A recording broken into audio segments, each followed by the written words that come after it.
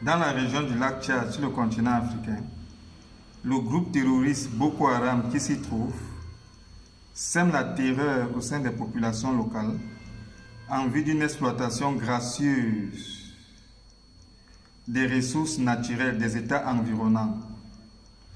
par des États occidentaux.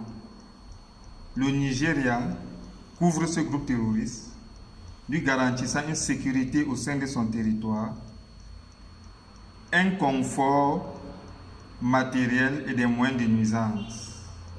Dans la région sahélo-sahélienne, le terrorisme islamique qui s'y trouve terrorise les populations locales en vue d'une exploitation gracieuse des ressources naturelles des États du Sahel par les entreprises occidentales, et l'Algérie couvre ces groupes terroristes islamistes, leur garantissant une sécurité au sein de son territoire, un confort matériel et des moyens de nuisance. Des zones géographiques où ces groupes terroristes sévissent étant généralement appauvries. De même, au Proche-Orient, l'Iran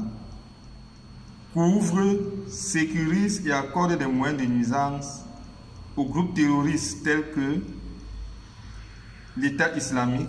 le Hezbollah ou le Hamas, dont la raison d'être est de s'aimer la terreur au sein des populations des zones géographiques où ils s'y trouvent, sans jamais inquiéter les intérêts économiques stratégiques des États occidentaux,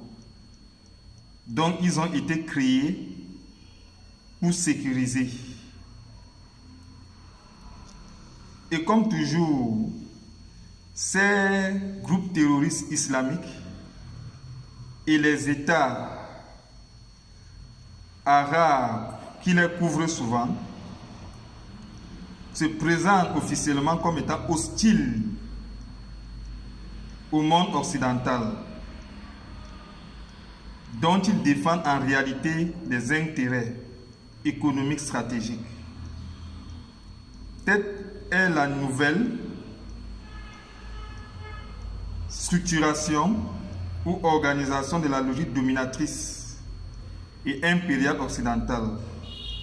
s'appuyant sur les groupes terroristes et les États qui en assurent la couverture.